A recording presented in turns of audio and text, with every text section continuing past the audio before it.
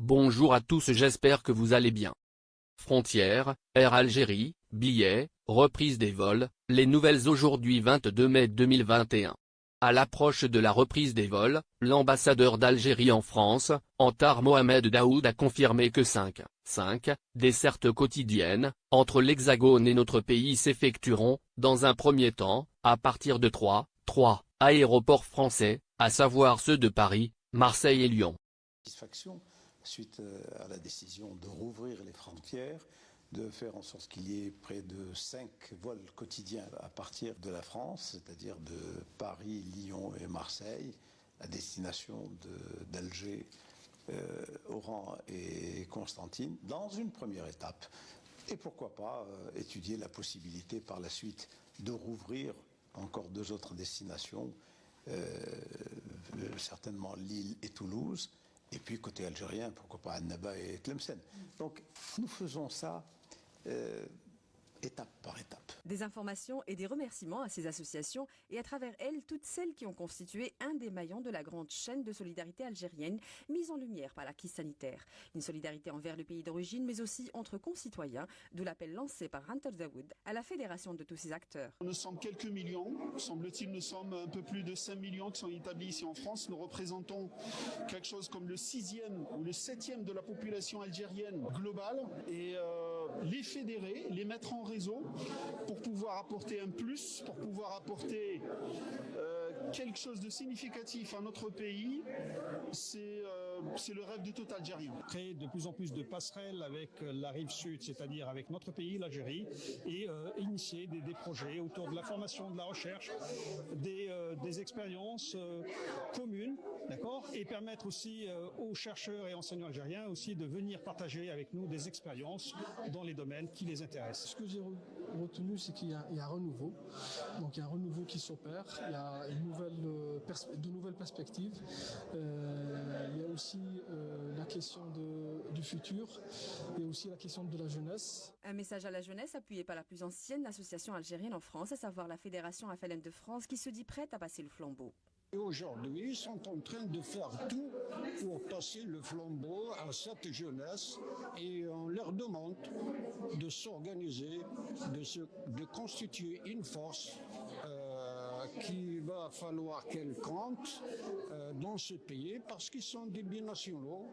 L'autre sujet majeur de ce débat interactif est celui dicté par l'actualité politique de l'Algérie. Il fallait qu'on dise à tous ces militants que le moment est venu, que les revendications du Hirak sont plus que jamais prises en considération à la suite de la dissolution de l'Assemblée nationale et que aussi bien les partis que les indépendants peuvent se présenter à ces élections et peuvent avoir leur voix au niveau de la nouvelle hémicycle. L'un des autres axes de ce débat a porté sur la nécessaire politique en faveur du rapprochement administration-citoyen. Des annonces sont d'ailleurs attendues dans les prochaines semaines.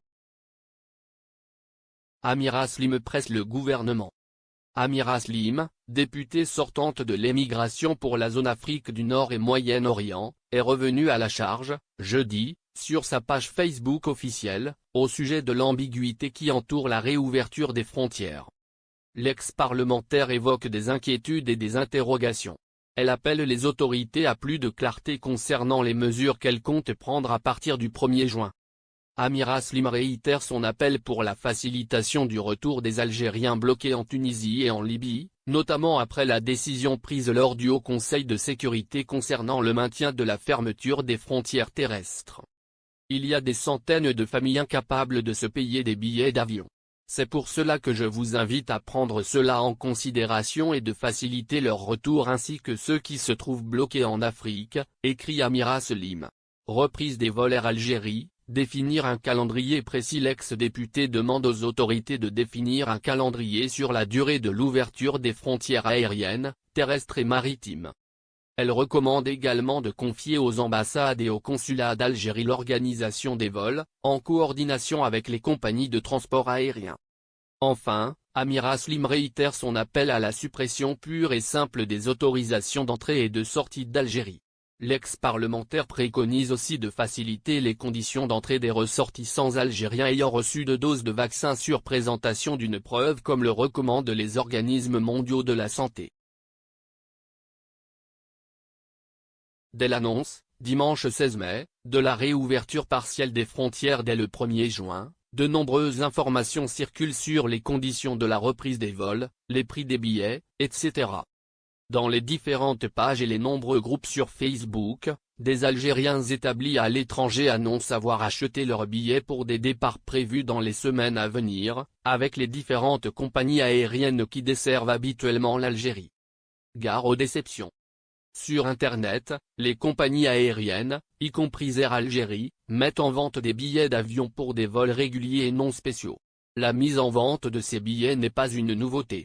C'est une pratique qui n'a jamais cessé durant la crise sanitaire. Acheter leurs billets pour des départs prévus dans les semaines à venir, avec les différentes compagnies aériennes qui desservent habituellement l'Algérie.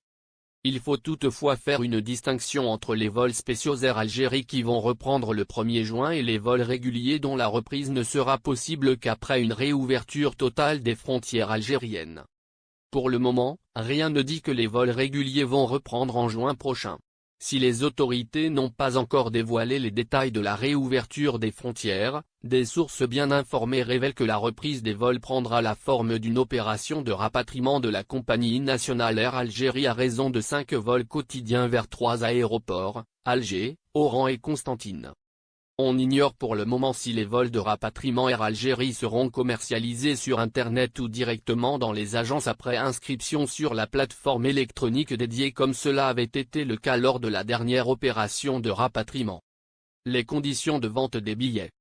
Emportés par l'euphorie de l'annonce de la réouverture des frontières, certains s'aventurent et prennent le risque de se retrouver avec des billets qu'ils ne pourront pas utiliser à la date indiquée. Si certaines compagnies acceptent de rembourser, les délais sont toutefois longs, d'autres ne proposent que des avoirs ou un report du vol. Certains clients algériens ont reçu récemment des mails leur annonçant l'annulation de leur réservation. C'est le cas d'une ressortissante algérienne qui a réservé un vol avec Transavia, la filiale low-cost d'Air France, à destination d'Algérie pour la date du 15 juillet prochain. Cette dernière a reçu un mail de la compagnie qui lui a notifié l'annulation de réservation confirmée pourtant par un billet d'avion, et donc payé.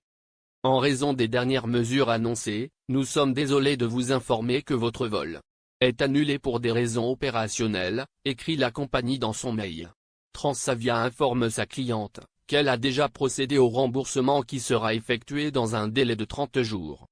En raison du flou total qui entoure la reprise des vols, en attendant de nouvelles annonces par les autorités, il est fortement conseillé aux Algériens de l'étranger d'attendre de connaître les contours de la prochaine réouverture afin d'éviter les mésaventures. D'autant plus que, depuis le début de la crise du Covid-19, les compagnies aériennes en Europe, dont Air Algérie, ont une fâcheuse habitude de ne pas rembourser rapidement leurs clients en cas d'annulation de vol.